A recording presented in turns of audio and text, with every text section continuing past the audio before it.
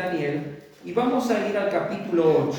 Algunos comentaristas dicen que este es el capítulo más importante de todo el libro. El capítulo 8, y por el contenido que tiene, por el contenido profético, es considerado el capítulo más importante de todo el libro.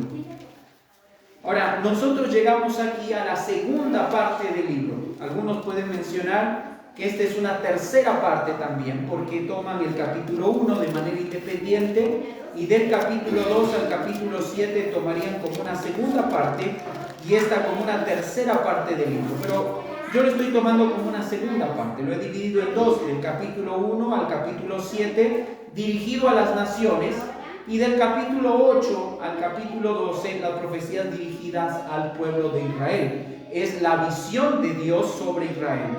Si vamos a observar en el capítulo 8, vamos a ver la visión del carnero, el macho cabrillo y el cuerno pequeño. ¿Ok? Esos tres aspectos de la visión que Dios le revela a Daniel es lo que trata el capítulo 8. En el capítulo 9 vamos a ver la profecía de las 70 semanas de Daniel. Y aquí hay un esfuerzo matemático que muchos eruditos tratan de poder dar detalles o precisar algunos detalles que la Biblia nos da, y a veces hay todavía algunos puntos que no están claros. Pero es muy importante para todo lo que vamos a hablar. En el capítulo 10, o mejor dicho, del capítulo 10 al capítulo 12, que es el final del libro, se trata sobre la consumación del plan de Dios para Israel. ¿Ok? Entonces vamos a ver en esta mañana o en esta tarde, yo he puesto como título al mensaje de esta tarde, preparándonos para el futuro reino. Preparándonos para el futuro reino. Y vamos a leer antes Mateo capítulo 25, sin perder Daniel capítulo 8. Solo como una parte introductoria, yo quiero tomar este pasaje de Mateo capítulo 25. Y vamos a leer ahí Mateo 25. Muy bien, dice en cuanto a este tema de las vírgenes, ¿verdad? Dice: entonces el reino de los cielos será semejante a 10 vírgenes que tomando sus lámparas salieron a recibir al esposo. 5 de ellas eran prudentes y 5 insensatas. Las insensatas, tomando sus lámparas, no tomaron consigo aceite, mas las prudentes tomaron aceite en sus vasijas juntamente con sus lámparas. Y tardándose el esposo, cabecearon todas y se durmieron. Y a la medianoche se oyó un clamor: aquí viene el esposo, salid a recibirle. Entonces todas aquellas vírgenes se levantaron y arreglaron sus lámparas. Y las insensatas dijeron a las prudentes: dadnos de vuestro aceite, porque nuestras lámparas se apagan. Mas las prudentes respondieron diciendo: para que no nos falte a nosotras y a vosotras, id más bien a los que venden, y comprad para vosotras mismas. Pero mientras ellas iban a comprar, vino el esposo, y las que estaban preparadas entraron con él a las bodas, y se cerró la puerta. Después vinieron también las otras vírgenes, diciendo: Señor, Señor, ábrenos. Mas él respondió, dijo: de cierto os digo que no os conozco. Velad pues, porque no sabéis el día ni la hora en que el Hijo del Hombre ha de venir. El Señor Jesús dio esta advertencia al pueblo de Israel de estar preparados en el cumplimiento de las señales de la profecía. Esto está hablando acerca de la segunda venida de Cristo. Y hay un énfasis en esto desde hace 20 siglos atrás, desde la boca del Señor Jesús hasta el día de hoy, a través de las Escrituras, que debemos estar preparados. No nos debe tomar por sorpresa el cumplimiento de las profecías. Debemos estar atentos y debemos conocer todo lo que Dios nos ha revelado. Mi querido hermano, cuando hablamos acerca de profecía, estamos hablando de la palabra de Dios para el futuro y que va a cumplirse. Dios no va a dejar ninguna de sus palabras que caiga al suelo. Todas se van a cumplir. Todas tienen este carácter de cumplimiento. Y te hago una pregunta. ¿Te estás preparando para el comienzo del reino eterno en la tierra? El reino eterno de Dios en la tierra. Tú y yo, ¿de qué manera nos estamos preparando?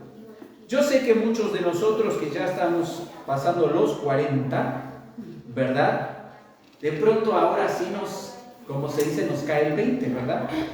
Y decimos, bueno, ya pasó 40 años, ¿verdad? Antes de los 40 todavía muchos están pensando que tienen mucho por delante, ¿verdad? Pero cuando llegas a los 40, ya sientes que, ya no hay más nada para subir, más bien para bajar, ¿no? Y sientes que de pronto tú dices, bueno, ¿qué hice en estos 40 años? ¿Ah? ¿Qué fue de mi vida estos 40 años? 40 años es una vida, ¿verdad? ¿Qué hice y cómo me estoy preparando? Y de pronto a los 40 uno va midiendo su preparación en cuanto a cosas que haya logrado, ¿verdad? Y de pronto si logró comprar una casa, si logró tener un trabajo estable, si logró tener un plan de ahorro, ¿verdad? Es decir, una persona tiene que ver qué tan preparado está para el futuro que va a enfrentar. Lo mismo pasa en las cosas de Dios. Debemos estar preparados para la venida del Señor Jesucristo y el cumplimiento de sus profecías. La pregunta es, ¿cuánto tiempo tiene que pasar para que tú y yo tomemos en cuenta que debemos estar preparados? ¿Cuánto tiempo? ¿Tenemos que llegar a los 40? No, ¿verdad? Si ya creíste en Cristo Jesús, inmediatamente tienes que procurar saber cuándo viene tu Señor y qué profecías se van a cumplir para su venida. Vamos a ver 3 visiones que nos van a preparar para el reino eterno de Dios. 3 visiones que nos van a preparar para el reino eterno de Dios. La primera visión está del versículo 1 al versículo 4 y vamos a hablar acerca de la visión del carnero. Más adelante vamos a hablar acerca de la visión del macho cabrío y vamos a entrar al versículo 5 al versículo 8. Y finalmente vamos a hablar acerca de la visión del cuerno pequeño y entraremos del versículo 9 al versículo 14. Ahora, hay una parte del libro, la segunda parte, del capítulo 8, es la interpretación de esas visiones. Y vamos a tomarlo como un paralelo de cada uno de estos puntos que hemos compartido en esta mañana. Vamos a hablar entonces la primera visión, la visión del carnero. Y vamos a leer del capítulo 8, versículo 1 al versículo 4. Dice: en el año 3 del reinado del rey Belsasar, me apareció una visión a mí, Daniel, después de aquella que me había aparecido antes. Dice: vi en visión, y cuando la vi yo estaba en Susa, que es la capital del reino en la provincia de Elam. Vi pues en visión estando junto al río Ulai. Alcé los ojos y miré, y aquí un carnero que estaba delante del río, y tenía 2 cuernos, y aunque los cuernos eran altos, uno era más alto que el otro, y el más alto creció después. Vi que el carnero hería con los cuernos al poniente, al norte y al sur, y que ninguna bestia podía parar delante de él, ni había quien escapase de su poder, y hacía conforme a su voluntad, y se engrandecía. Esta es la primera visión que Dios en el capítulo 8 le da a Daniel. Ahora, el capítulo 8, los primeros 2 versículos nos dan el trasfondo histórico de esta visión.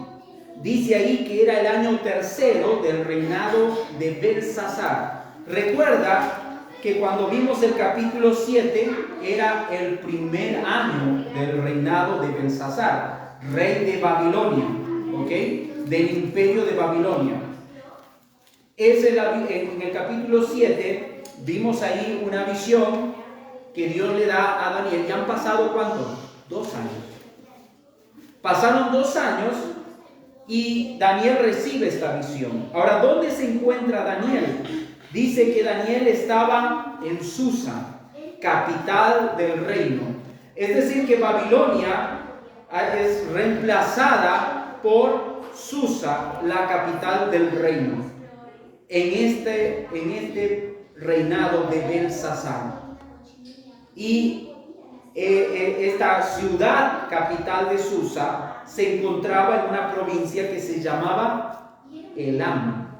¿Dónde está ubicado Elam? Elam está actualmente lo que es Irán. Lo que es el país de Irán, todo lo que comprende el país de Irán es lo que era la ciudad de Susa y la provincia de Elam. Esto es interesante mencionarlo, porque va a tener una repercusión para lo que hoy vamos a entender, el papel que juega Irán en el programa profético de Dios. Es interesante entonces ver aquí que Daniel se encuentra en esta ciudad. Algunos eruditos han hablado acerca, bueno, en primer lugar, esta es una visión. Recuerda ahí cómo el escritor ha tratado de recordarnos eso. En varias ocasiones repite esa palabra, visión, en el año tercero del reinado del rey Belsasar, dice, me apareció, ¿qué cosa? Una visión a mí. Versículo 2, vi en visión. Versículo 2 en adelante, vi pues en visión. Es decir, que no estaba dormido, él estaba despierto. Esta es una visión que él tiene. ¿Y dónde él estaba? Mira el versículo 3, versículo 2 al final, estando junto al río Ulai.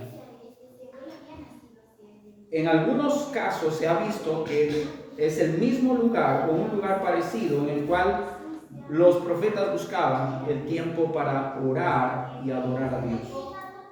Un lugar tranquilo, salían al lado del río y en ese lugar tranquilo buscaban a Dios en oración y adoración. Y es interesante, nos llama mucho la atención el lugar donde se encontraba Daniel cuando le vino la profecía de Dios.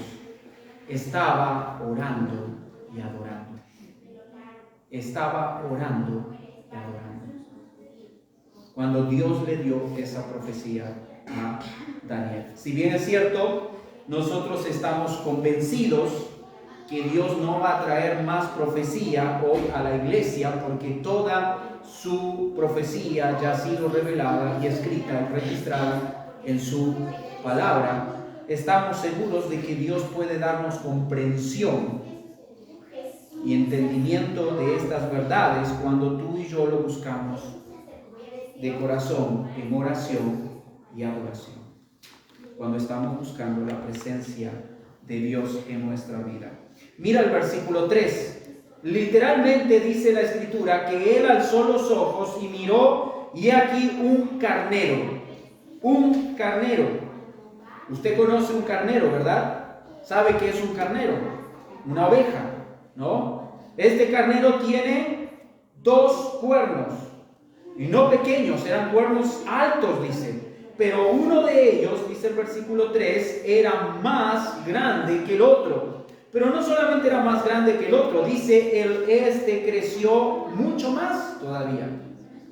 Y si nosotros podemos comparar con la interpretación que nos da el texto en el versículo 20, podemos tener claridad a quién se está refiriendo. Dice el versículo 20, en cuanto al carnero que viste, que tenía 2 cuernos, estos son los reyes de Media y de Persia. Es decir, la misma escritura nos da la interpretación para tener claridad a quién se está refiriendo. Está hablando del imperio medo-persa. 2 domingos atrás, el pastor Pepe estuvo compartiendo acerca de estos 4 reinos y habló acerca del reino de Medo-Persia. Estaba conformado por una alianza entre los reyes de Media y los reyes de Persia. Ciro el persa va a llegar a tener un mayor predominio sobre la parte de Media. Por eso es interesante que la profecía describa de esta manera a este imperio. Un imperio conformado por una alianza entre dos reinos, cuyo un reino va a tener mayor predominancia o poder sobre el otro. Y eso se vio a través de lo que la historia nos relata de Ciro el Grande al encabezar este imperio. Ahora, es interesante aquí ver en el versículo 4 lo que va a hacer este imperio. Dice: vi que el carnero hería con los cuernos al poniente, al norte y al sur, y que ninguna bestia podía parar delante de él, ni había quien escapase de su poder, y hacía conforme a su voluntad y se engrandecía. Mira, recuerda, aquí está hablando de este imperio, el imperio medo-persa, y está hablando de su fuerza, está hablando de su poderío, está diciendo que va a arremeter como si fuera un toro, ¿verdad? Que está listo para cornear y se prepara y con toda su fuerza va a ir en contra de estos reinos que están al poniente, que sería el occidente, ¿verdad? Al norte y al sur. Cuando nosotros tratamos de ver a dónde se está dirigiendo, es importante saber dónde están los países alrededor, ¿verdad? Si uno ve de pronto al norte, podríamos hablar acerca de Europa. Occidente siempre habla de Europa, ¿no? Tenemos también al sur, y ahí está Egipto, ¿verdad? Y estamos hablando también al norte, ahí está Asiria, ¿verdad? O Siria. De pronto observamos entonces que este imperio históricamente tuvo predominio en estas áreas, en estos territorios que la Biblia describe aquí.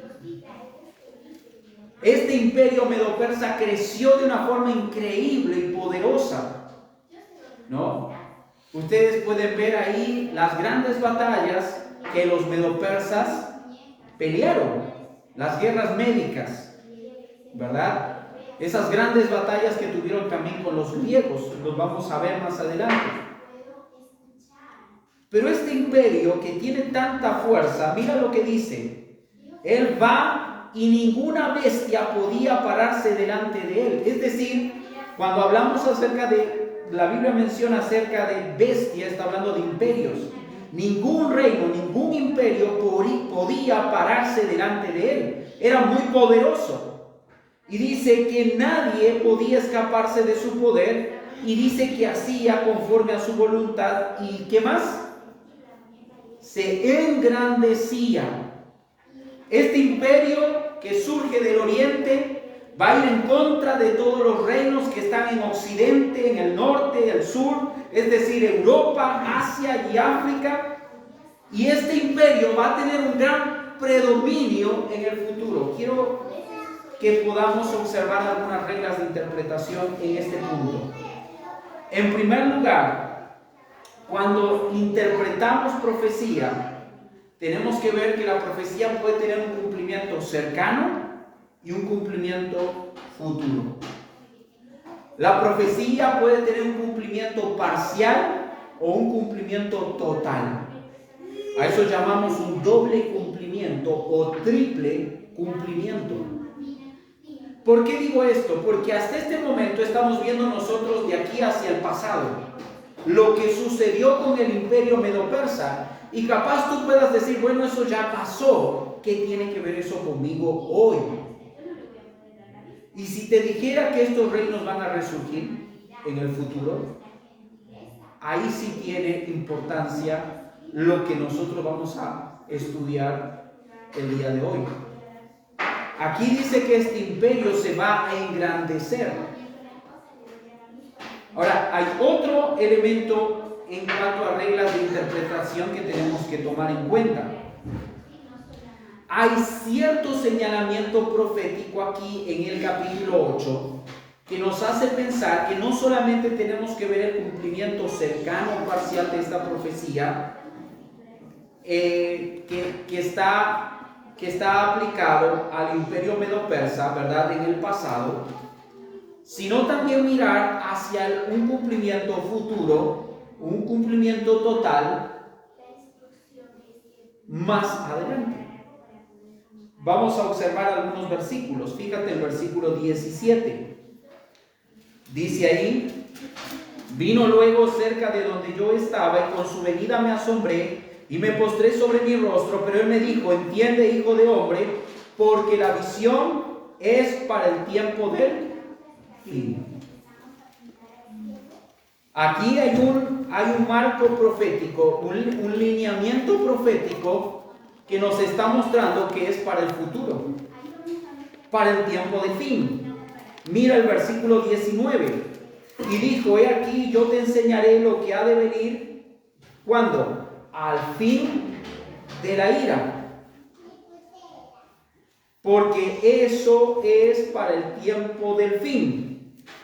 3 veces el capítulo 8 menciona que esta profecía tiene un cumplimiento futuro. Si bien es cierto, parcialmente esta profecía se cumplió en el pasado, en este imperio que fue el imperio medo-persa, y que logró tener tanta fuerza y que ningún reino pudo estar de pie delante de este imperio, y que hizo su voluntad y que se engrandeció, este marco profético nos menciona que esta profecía también tiene un cumplimiento futuro. Muchos eruditos que hablan acerca de esto mencionan del resurgimiento de estos imperios en la segunda venida de Cristo. Tanto el imperio medo-persa, más adelante vamos a ver el imperio griego, y como vimos en el capítulo 7, el imperio romano.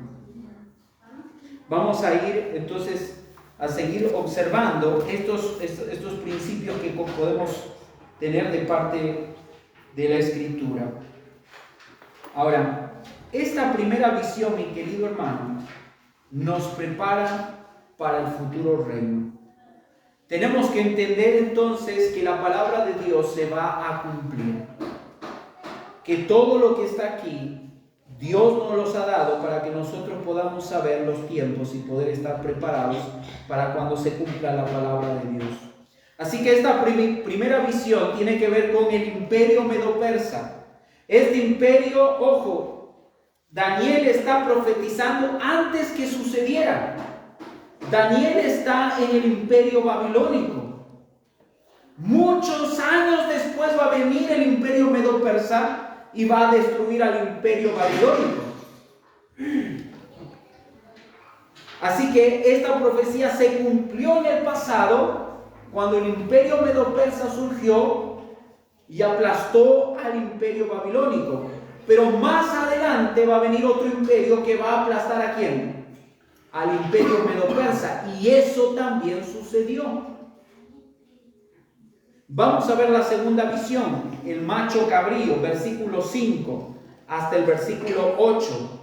Dice: mientras yo consideraba esto, he aquí un macho cabrío. ¿Qué sería esto? Una cabra, un chivo, ¿verdad? Y dice: venía del lado, ¿de dónde? Del poniente, es decir, de Europa, del occidente, sobre la faz de toda la tierra, sin tocar tierra. Y dice: y aquel macho cabrío tenía un cuerno notable entre sus ojos. Y vino hasta el carnero de 2 cuernos que yo había visto en la ribera del río, y corrió contra él con la furia de su fuerza. Y lo vi que llegó junto al carnero y se levantó contra él y lo hirió, y le quebró sus 2 cuernos. Y el carnero no tenía fuerzas para pararse delante de él. Y dice la Escritura: lo derribó por tanto en tierra y lo pisoteó. Y no hubo quien librase al carnero de su poder. Aquí esta profecía que vemos Antes que llegara a suceder, Daniel está hablando del imperio griego que va a aplastar al imperio medo-persa, de Alejandro Magno, que va a ser la persona en la cual se van a cumplir muchas de estas profecías. Mira el versículo 21, hablando de la interpretación de esta visión. Dice: el macho cabrío es el rey de Grecia, y el cuerno grande que tenía entre sus ojos es el rey primero. Y en cuanto al cuerno que fue quebrado y sucedieron 4 en su lugar, significa que 4 reinos se levantarán de esa nación, aunque no con la fuerza de él. Acabamos de mencionar que está hablando del imperio griego. Grecia en el pasado, el nombre Grecia era una nomenclatura que hablaba de Europa. Hablaba de Occidente. Podemos decir que no solamente en el futuro vamos a ver el resurgimiento del imperio medo-persa, sino también del imperio griego. Vamos a ver cómo de Europa va a surgir este imperio que va a aplastar a este otro imperio y no va a poder nadie detenerlo. Si te das cuenta, lo que pasaba con el imperio medo-persa, que nadie podía detener esta fuerza, a este poderío, bueno, eso mismo le pasa al imperio medo-persa frente al imperio griego. El imperio griego logró dominar con tanta furia, con tanto poder al imperio medo-persa. Habíamos hablado de las guerras médicas.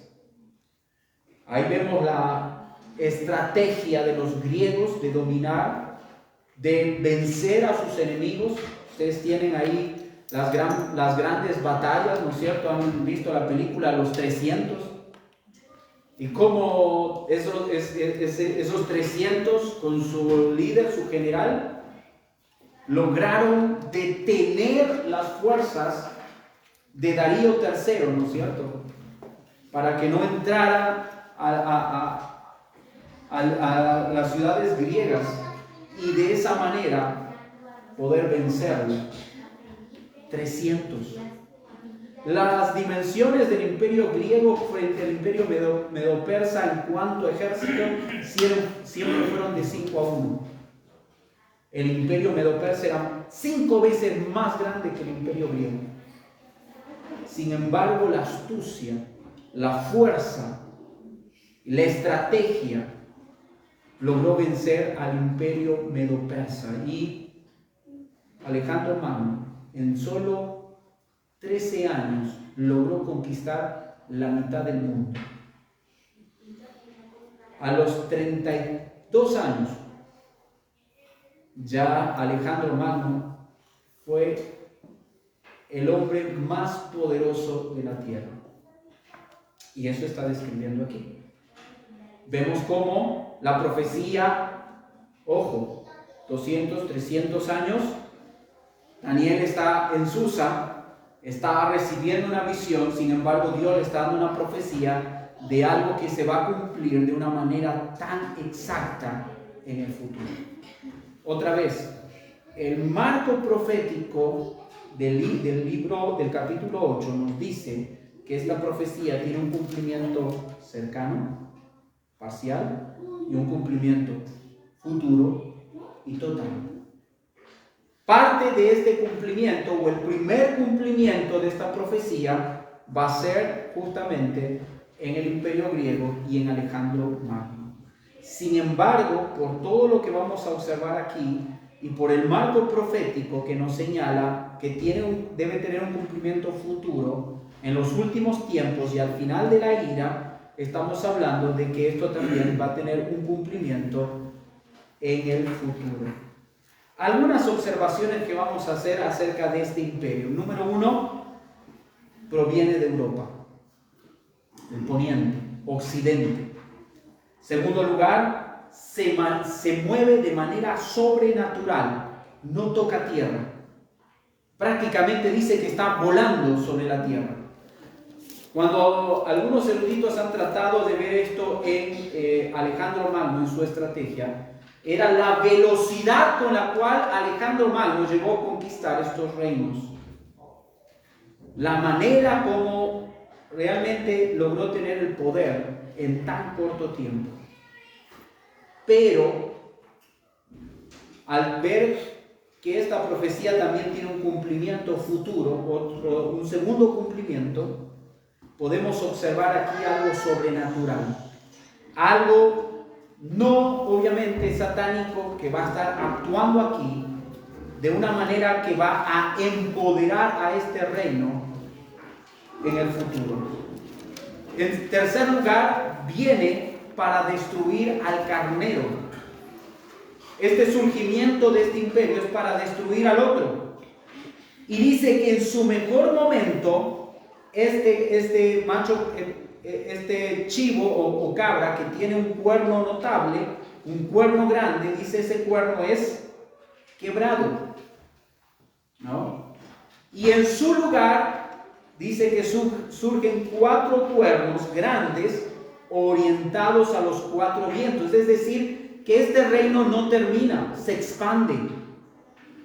Algunos mencionan acerca de la muerte de Alejandro Magno, sus 4 líderes o 4 generales se dividieron el imperio y de esa manera siguieron con el imperio. Por ejemplo, Casandro se encargó de Macedonia, Lisimaco, Tracia y Asia Menor, Seleuco, Siria y Ptolomeo, Egipto. Recuerda, este es un primer cumplimiento, pero hay un segundo cumplimiento. No sabemos qué reinos van a surgir, pero dice que de uno de estos reinos, ¿quién va a surgir? Y ahí viene la tercera parte de la visión, ¿no? Que es el cuerno pequeño. Y las características que vamos a ver en adelante tienen que ver con el anticristo. Ahora, si nosotros vemos la historia, 200 años después, estas profecías que Daniel recibió se van a cumplir perfectamente en el imperio griego, sobre el imperio medo-persa, en la persona de Alejandro Magno y en sus generales. Pero además también en lo que va a venir después de estos 4 reinos, un hombre o un rey que va a ser un tipo del anticristo. Por eso decimos que tiene un cumplimiento parcial cercano, porque en este hombre se va a cumplir todas estas también, parte de estas profecías, cuando venga el anticristo. Vamos a ver la tercera parte de esta visión, versículo 9 en adelante. Y dice, y de uno de ellos, esos 4, salió un cuerno pequeño, que creció mucho al sur y al oriente y hacia la tierra gloriosa. Cuando la Biblia habla de la tierra gloriosa, se está refiriendo a Jerusalén. Esa es la tierra gloriosa. Así que este está proviniendo, ¿no es cierto?, de Occidente, de Europa. Ahí este cuerno pequeño surge de ahí y se va a engrandecer y va a crecer hacia el sur, hacia oriente y hacia la tierra gloriosa. Y se engrandeció hasta el ejército del cielo, y parte del ejército y de las estrellas se echó por tierra y las pisoteó. El versículo 11 dice, aún se engrandeció contra el príncipe de los ejércitos, y por él fue quitado el continuo sacrificio, y el lugar de su santuario fue echado por tierra, y a causa de la prevaricación le fue entregado el ejército junto con el continuo sacrificio, y echó por tierra la verdad, e hizo cuanto quiso, y prosperó. Entonces oí a un santo que hablaba, y otro de los santos preguntó a aquel que hablaba, ¿hasta cuándo durará la visión del continuo sacrificio y la prevaricación asoladora, entregando el santuario y el ejército para ser pisoteados? Y él dijo, hasta 2300 tardes y mañanas, luego el santuario será purificado. Y vemos esta parte, este cumplimiento parcial o cercano en este rey Antíoco Epífanes, que vivió en el año 175 antes de Cristo.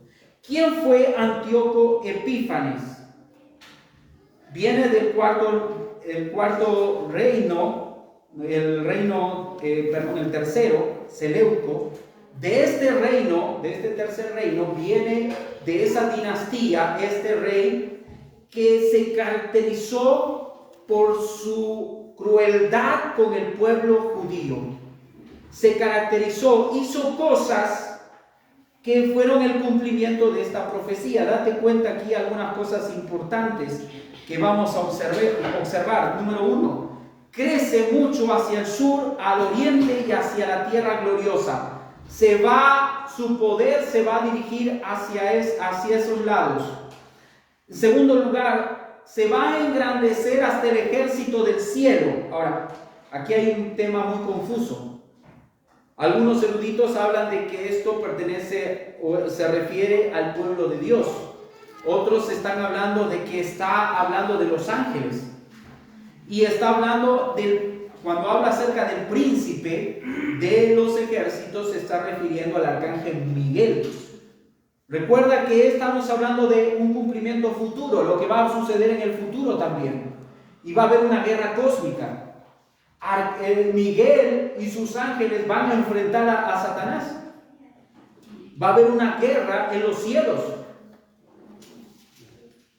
Ahora, es algo interesante aquí que si hablamos que esto habla acerca de Israel, vemos cómo Antíoco Epífanes, hablamos de cómo él trató al pueblo de Israel, persiguió con tanta crueldad, y aproximadamente el tiempo que él estuvo, oprimiendo, persiguiendo, fue exactamente el tiempo que aparece en el versículo 14, 2300 tardes, que hace un total de 6 años, 6.3 años. Ahora, algunos eruditos dicen, si tomamos la profecía en un tiempo futuro, usted sabe que el tiempo de la tribulación va a durar 7 años. Ese es el tiempo antes de la segunda venida de Cristo. Es el tiempo de la ira. Y es el tiempo que Dios le va a dar a Satanás para que Satanás pueda dominar todo el mundo con su poder. Algunos eruditos dicen que antes de que se cumplan esos 7 años, Satanás va a tener ese dominio total. Y luego van a venir los juicios, donde Satanás va a ser detenido, va a ser capturado, va a ser colocado ahí, atado por 1000 años. Entonces, no tenemos claridad sobre esos 2300 tardes y mañanas que aparece ahí, pero muchos eruditos coinciden que tiene su cumplimiento cercano en el tiempo que este rey persiguió al pueblo de Israel en el pasado, hasta la llegada de los macabeos, ¿no? Judas Macabeo, que fue el que logró liberar a su pueblo de esta opresión, del poder de este rey. Es interesante ver algunos elementos que tienen un cumplimiento bien exacto en lo que pasó históricamente con este rey, porque va mencionando, por ejemplo, ahí en el versículo 12 dice que después de haber ido en contra del príncipe de los ejércitos, dice el versículo 11, por él fue quitado, ¿qué dice? El continuo sacrificio. Ahora, ¿a qué se está refiriendo el continuo sacrificio? El sacrificio diario. Recuerda que los judíos sacrificaban diariamente, ¿dónde? En el templo. Ahora está diciendo que ese sacrificio diario fue quitado por este rey, y eso sucedió. Cuando Antíoco Epífanes llegó, lo primero que hizo fue quitar el sacrificio diario.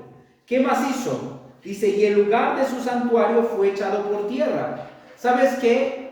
Antíoco Epífanes puso una imagen de Zeus en el templo de los judíos. No solamente eso, mira lo que dice. Y a causa de la prevaricación le fue entregado el ejército junto con el continuo sacrificio y echó por tierra la verdad. Ahora, ¿qué hizo este hombre? En el templo, profanó el templo porque sacrificó un cerdo en el altar de los sacrificios.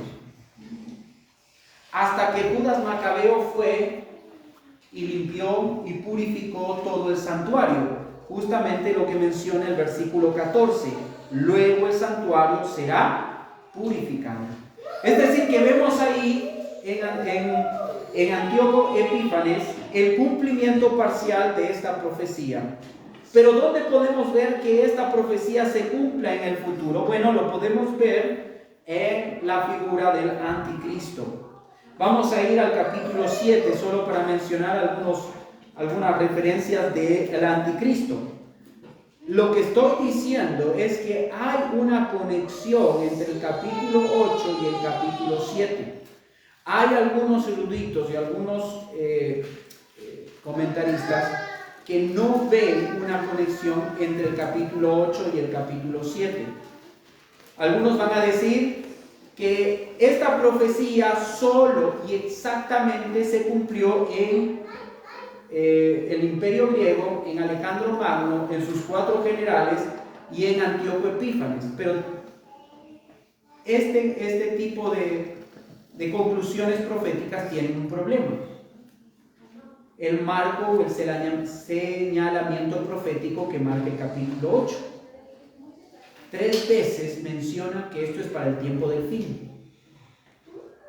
Y ese marco profético no podemos dejarlo de lado. Y si entonces yo tomo que esta profecía tiene 2 cumplimientos, uno en estas personas que acabo de mencionar, también tengo que considerar que el otro cumplimiento tendrá en el futuro en la persona del anticristo. Mira lo que dice ahí el capítulo 7, versículo 20. Dice, asimismo, acerca de los 10 cuernos que tenían en su cabeza y del otro que le había salido, delante del cual había caído 3, y este mismo cuerno tenía ojos y boca que hablaba grandes cosas. Mira lo primero que menciona del anticristo. Tiene ojos y boca que habla grandes cosas, ¿no? Mira el versículo 25.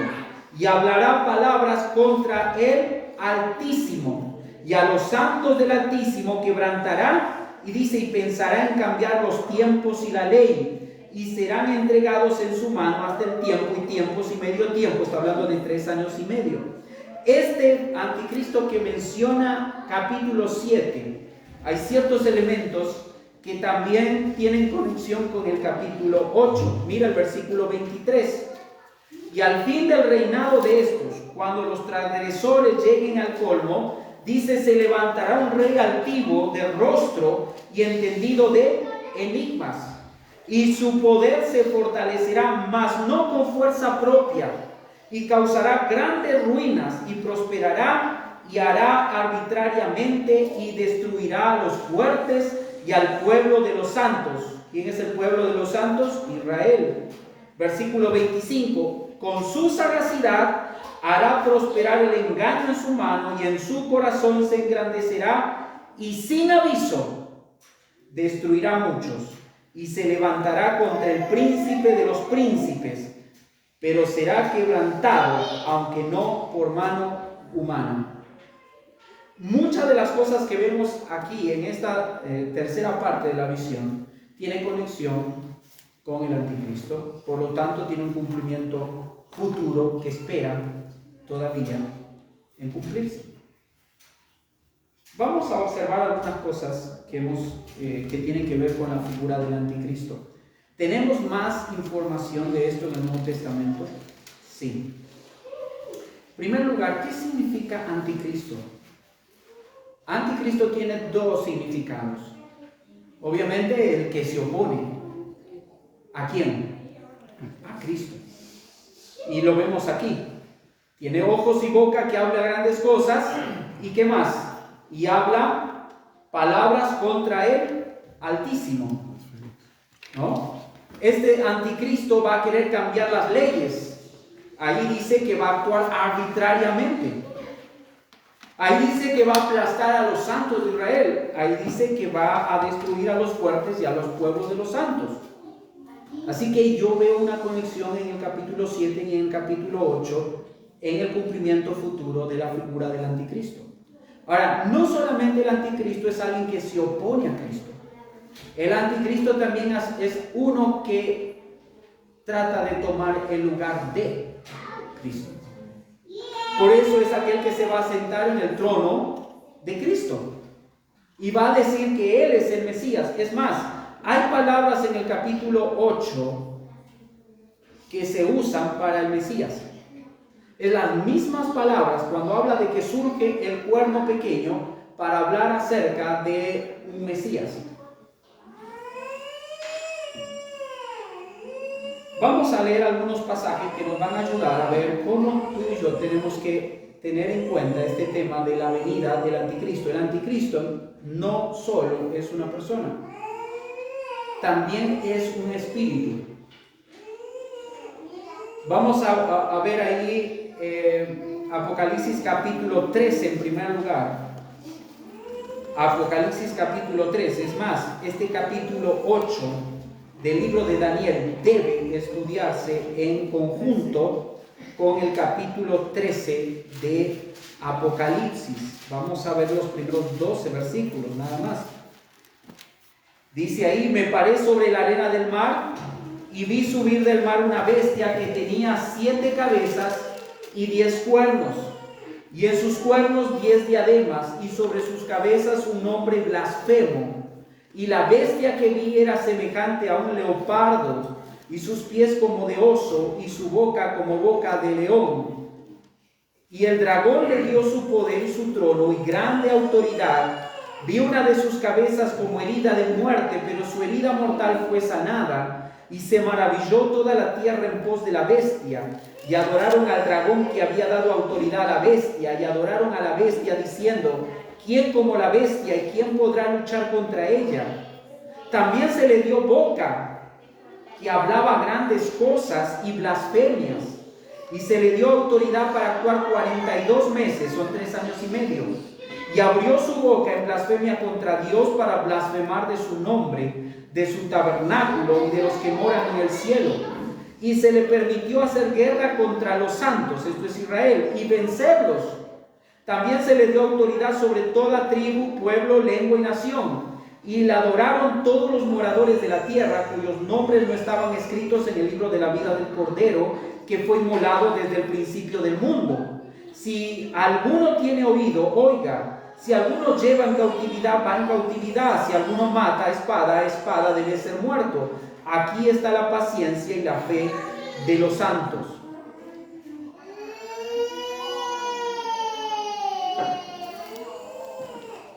Aquí tenemos este capítulo 13 del libro de Apocalipsis dándonos más luz sobre el anticristo.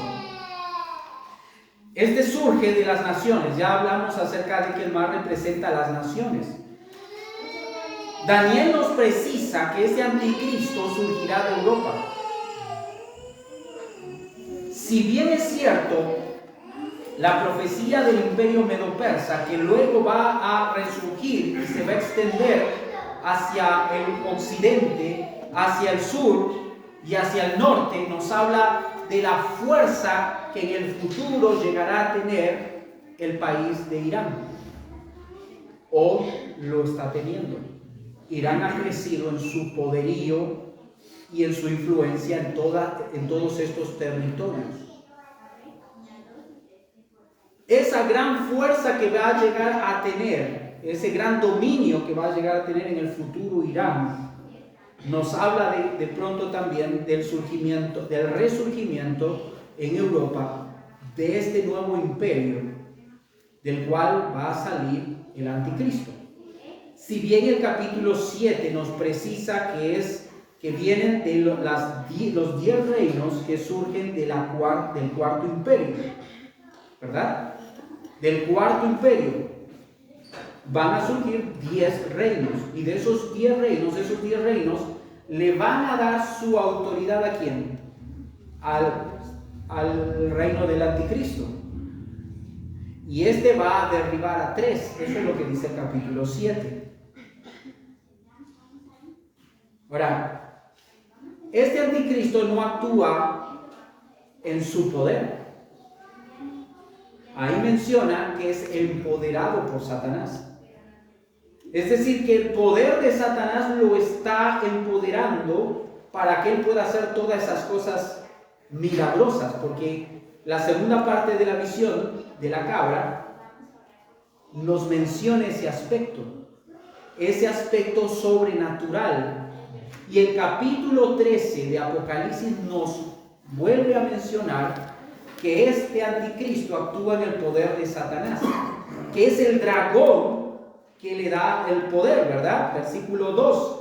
Y el dragón le dio su poder y su trono, ¿y qué dice? Y grande autoridad. Así que no actúa en su poder, actúa en el poder de Satanás. Ahora, dijimos que el anticristo es una figura futura, pero también es un espíritu que se opone a Cristo. ¿Por qué digo eso? Porque quien habla más del anticristo es el apóstol Juan. Vamos a ir a 1 de Juan capítulo 2, versículo 18.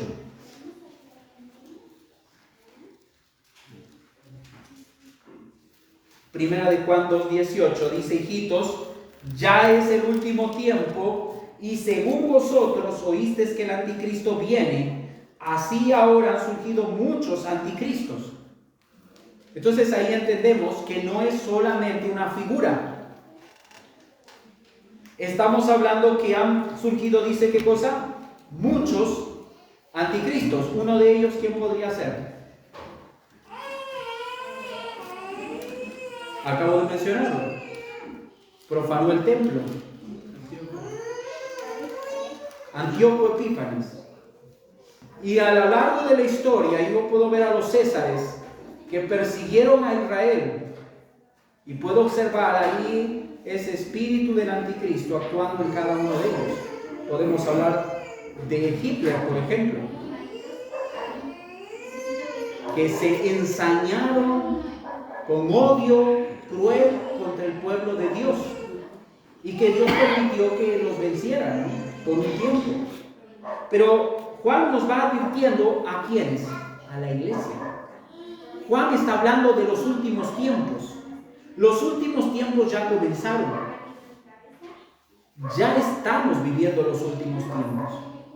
Y ahí va mencionando que cuando dice ya es el último tiempo, Juan está diciendo que ya comenzó el último tiempo, y dice: y según vosotros oísteis que el anticristo viene, así ahora han surgido muchos anticristos, por esto conocemos que es el último tiempo. Dice ahí: salieron de nosotros, pero no eran de nosotros, porque si hubiesen sido de nosotros habrían permanecido con nosotros, pero salieron para que se manifestase que no todos son de nosotros, pero vosotros tenéis la unción del Santo y conocéis todas las cosas. ¿Cómo que salieron de nosotros? Este espíritu del anticristo se va a manifestar en personas incrédulas que están dentro de la iglesia. Por eso dice que salieron de nosotros, pero no eran de nosotros. Personas. Por eso hoy tenemos una iglesia que tú ves en la televisión que hacen cosas terribles. Personas que se llaman pastores, apóstoles y profetas, que si tú ves a la luz de la Escritura, son anticristos. Por la manera como están oponiéndose a Cristo o están poniéndose en el lugar de Cristo. Por eso hablamos de una figura, pero también hablamos de un espíritu del anticristo. Mira ahora, por ejemplo, vamos a Me encantaría ver un poco más, pero por el tiempo vamos a leer 2 Tesalonicenses capítulo 2. Por eso te digo, estos pasajes son muy importantes, que podamos aún este tema estudiarlo a la luz de toda la Escritura. Y ahí tenemos los primeros 12 versículos, ahí está hablando Pablo. Versículo 3 dice: nadie os engañe en ninguna manera, porque no vendrá sin que antes venga la apostasía. ¿Quién? Está hablando del día del Señor, si vemos los primeros versículos, ¿verdad? Está hablando de que antes que venga el Señor Jesús por segunda vez, dice que va a venir la apostasía. Esta apostasía la estamos viviendo el día de hoy. Ya la apostasía se está viviendo, justamente por el espíritu del anticristo, que actúan personas que se levantan de dentro de la iglesia para hablar cosas en contra de Cristo y tomar el lugar de Cristo. Mira el versículo 4. Y se manifieste, que dice, el hombre de pecado, el hijo de perdición. Versículo 4. Dice, el cual se opone. Ya vimos que oponerse es esa definición del anticristo. El cual se opone y se levanta contra todo lo que se llama Dios. O, ¿qué más? Es objeto de adoración, de culto. Tanto que se siente en el templo de Dios como Dios, haciéndose pasar por Dios. Nosotros sabemos por la historia que Antíoco Epífanes hizo eso. Hemos visto cómo hombres se han levantado y han dicho que ellos son Dios. Y hoy hay sectas donde los líderes de esas sectas dicen que son Dios. Así que vemos el espíritu del anticristo y vemos el tiempo de la apostasía en el cual estamos hoy viviendo. Mira más adelante, versículo 5, dice: no os acordáis que cuando yo estaba todavía con vosotros os decía esto, y ahora vosotros sabéis lo que lo detiene, a fin de que a su debido tiempo se manifieste, porque ya está en acción el misterio de la iniquidad, solo que hay quien al presente lo detiene. ¿Quién lo está deteniendo a ese poder satánico, a esa manifestación del anticristo? ¿Quién lo detiene? El Espíritu Santo. Recuerda la promesa del Señor Jesús cuando dijo que iba a mandar al otro consolador. Estará con vosotros, ¿hasta cuándo? ¿Hasta cuándo? Hasta el fin del mundo, el tiempo final. Porque después, ¿qué va a pasar? La iglesia es tomada y retirada de la tierra. Así que cuando eso suceda, este poder se va a manifestar de una forma plena.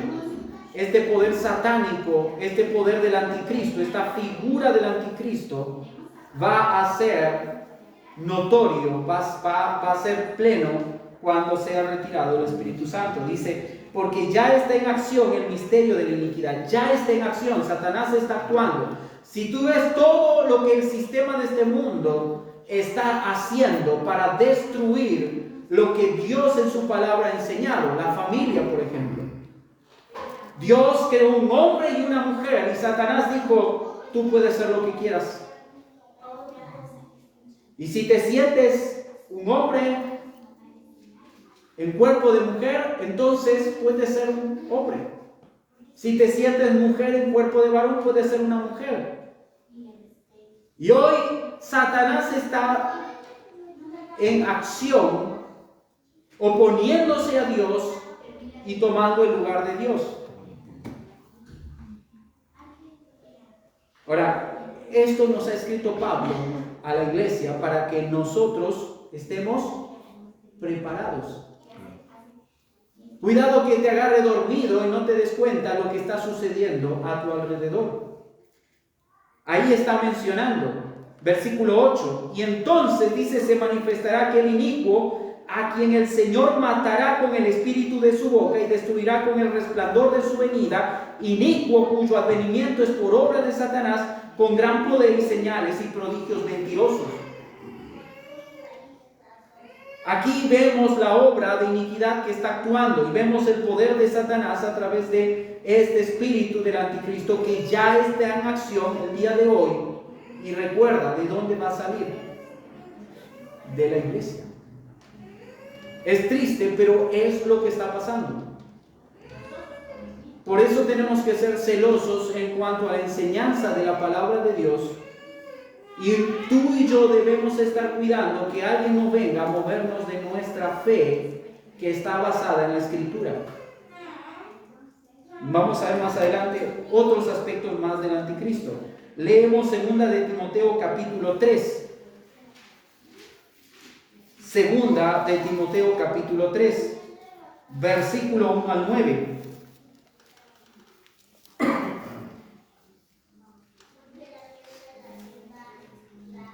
Dice, también debes saber esto, que en los postreros días vendrán tiempos peligrosos, porque habrá hombres amadores de sí mismos. Esto es importante. Un siervo de Dios debe dar la gloria a Dios. Si hay una persona, un líder, que se promueve a sí mismo, está actuando el espíritu del anticristo. Una persona que se promueve. ¿Cuántos seguidores tengo en YouTube? Tengo 1K, 2, 5. Estoy tomando un ejemplo. Ojo, si tú tienes eso no significa que estás en esa línea. Pero estoy hablando de que esta es una característica. Es una persona que va buscando su propia gloria. Dice, ávaros, vanagloriosos. Sí, ¿sabes qué? El tema del dinero es algo que va a llevar a estas personas a tratar de engañar a la iglesia. Personas que hacen de la fe un comercio. Haz un pacto con Dios, siembra, cosecha, mira, ¿tienes deudas? ¿Cómo puedes salir de tus deudas? Ven aquí al altar y siembra $1,000 y Dios te va a dar 2,000. Alguien decía, una persona, ¿no? Le decía tenía una empleada en casa y le decía, ¿necesitas algo? Dice, pues no sé, tú pídeme, yo quiero sembrar para Dios. Pues no sé, dame algo pues para la comida. No tiene que ser algo más porque yo quiero que Dios me dé más. Así que tú pide más para que yo pueda sembrar más y Dios me pueda dar el doble. Todas esas enseñanzas no vienen de Dios, provienen del espíritu del anticristo. Se promueve a sí mismo, ávaros, vanagloriosos, soberbios, blasfemos. Mira esta palabra, blasfemos. Ahora, no es que va a insultar a Dios y a Cristo. Cuando yo digo que Jesús no es Dios, es una blasfemia. Cuando yo le quito a Dios su majestad, es blasfemia. Y dice, son desobedientes a los padres. O sea, yo me puedo dar cuenta, una persona puede pararse acá al frente y dar un gran discurso, pero yo puedo ver atrás su familia. Dice, desobediente a los padres, ingratos, impíos, sin afecto natural, implacables, calumniadores, intemperantes, crueles, aborrecedores de lo bueno, traidores, impetuosos, infatuados, amadores de los deleites más que de Dios. ¿Qué estamos viendo en este tiempo? La iglesia, ¿dónde se está yendo? Quieren hacer de la iglesia un antro donde la gente venga a divertirse. Ya no marcas la diferencia, ya no dices tienes que ser luz, sino Dios te ama tal como eres, hermano. Ven aquí y sigue con tu vida. Puedes seguir emborrachándote, puedes seguir fumando, puedes seguir marcando tu cuerpo. Si quieres hacerlo, hazlo. Dios te ama. Es tu preferencia. Es un mensaje diabólico lo que está hablando, o lo que están hablando muchos en las iglesias del día de hoy. Es un mensaje diabólico, porque están llevando a la iglesia a la apostasía. Mi querido hermano, hay mucho temor en nuestro corazón, porque tenemos que dar cuenta, a Dios de lo que vamos a enseñar en esta plataforma, contigo, delante de Dios.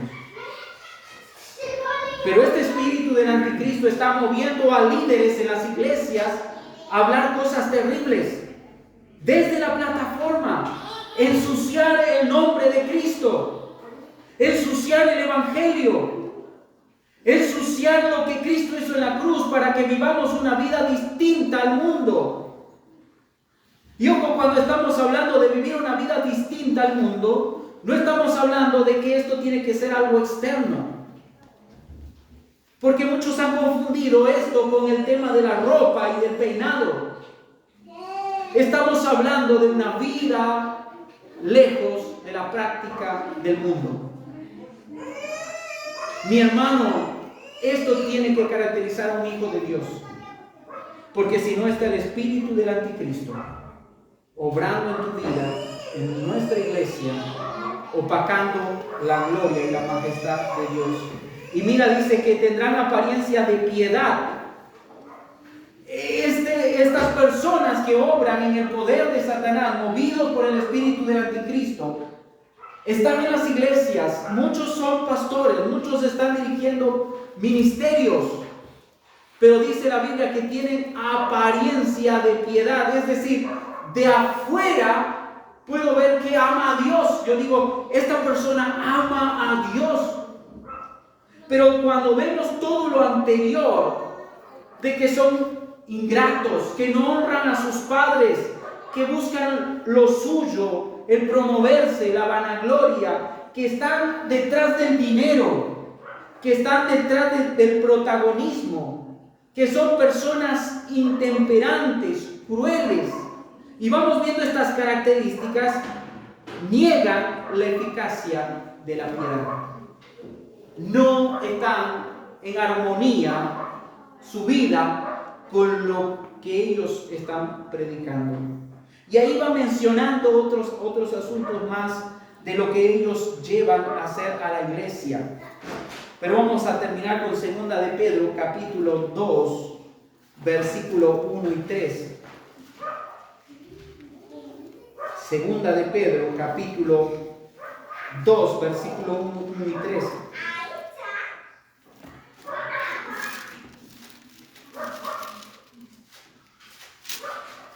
Dice, pero hubo también falsos profetas entre el pueblo, como habrá entre vosotros falsos maestros, que introducirán encubiertamente, que dice, herejías destructoras, y aún negarán al Señor que los rescató, atrayendo sobre sí mismo destrucción repentina, y muchos seguirán sus disoluciones. Así que no nos preocupa cuántos seguidores tiene un líder hoy, porque la Biblia dice que estas personas van a engañar y van a tener seguidores. Gente los va a seguir. Va a haber mucha gente que va a ser engañada. Y dice, por causa de los cuales el camino de la verdad será blasfemado, y por avaricia harán mercadería de vosotros con palabras fingidas. Sobre tales ya de largo tiempo la condenación no se tarda y su perdición no se ve. Introducirán herejías destructoras. Eso no es una herejía destructora. Cuando yo trato a Dios a mi manera. Cuando yo hablo de la gloria de Dios y de la majestad de Dios, mi querido hermano, no hay nada que se pueda comparar con Dios.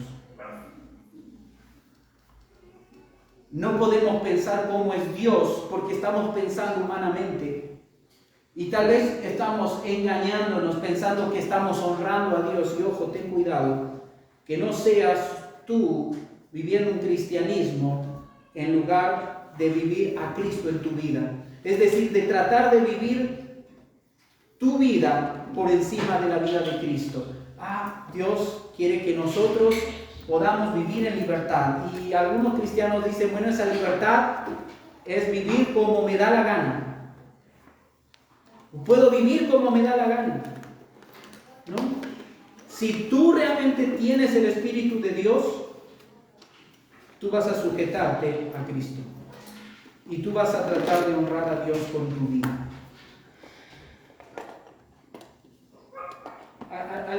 Algo decía, cuando una generación abraza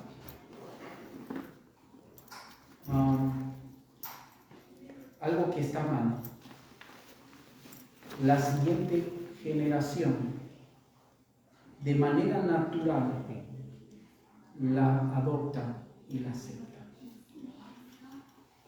Es triste que estas generaciones de iglesias nuevas que están creciendo y están apareciendo,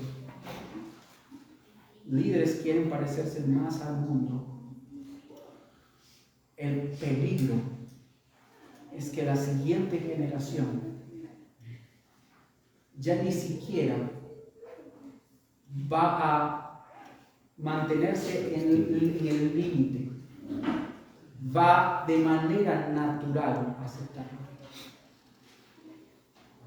Por eso es que nuestro llamado a la iglesia, a esta pequeña iglesia, es que nosotros podamos mirarnos a nosotros mismos y sacar todo lo que no es de Dios.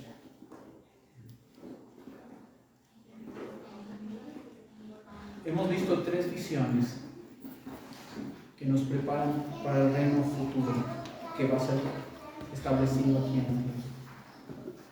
La pregunta, o mejor dicho, la reflexión es, si tú y yo no nos estamos preparando para ese futuro reino en la tierra, es que no hemos entendido por qué Dios nos salvó. Cuando tú entiendes por qué Dios te salvó, entonces tú y yo vamos a procurar conocer acerca de ese futuro reino. ¿Qué debo hacer con las profecías? Hemos hablado del imperio medo-persa, del imperio griego, hemos hablado del futuro reino del anticristo. Y tal vez tú digas, uy,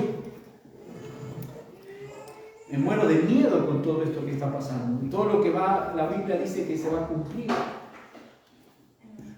Así que podemos nosotros llenarnos de miedo o de pronto decir, bueno, ya no quiero saber nada de esto porque prefiero ignorarlo para no tener que estar pensando en esto.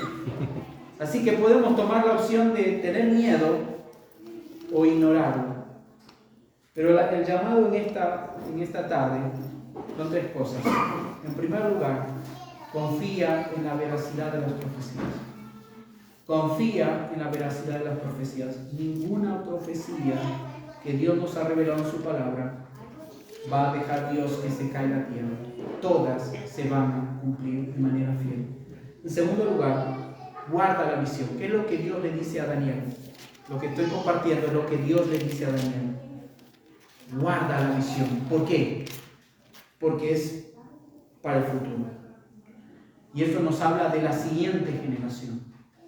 Yo tengo que conocer de profecía porque tengo que enseñar a la siguiente generación. Tengo que hablarles de estas cosas. Así que procura conocer de manera correcta las profecías. En tercer lugar, espera con paciencia su cumplimiento. Espera con paciencia. No te desesperes. ¿Qué serán esas 2300 tardes y mañanas? Al final, el capítulo 8 termina diciendo que Daniel enfermó, que estaba turbado por las visiones, pero también dice, no le entendí. ¿Que habrá cosas de la profecía que no vamos a entender? Sí. Pero eso no significa que yo no aguarde el cumplimiento de las profecías. Se van a cumplir, mi querido hermano. Vamos a orar. Señor amado, oramos a ti que tu palabra ha sido expuesta. Señor, somos responsables a lo que hoy nos has enseñado.